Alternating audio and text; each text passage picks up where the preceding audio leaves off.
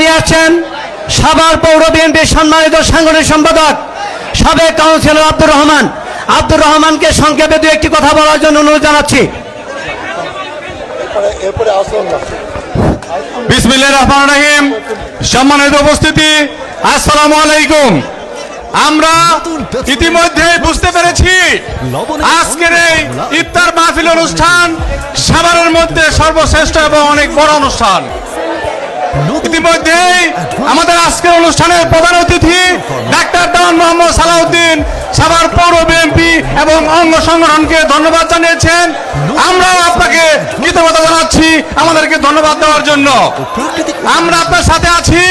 আপনার সার্বিক সহযোগিতা না থাকলে আজকের অনুষ্ঠান আমরা করতে পারতাম না।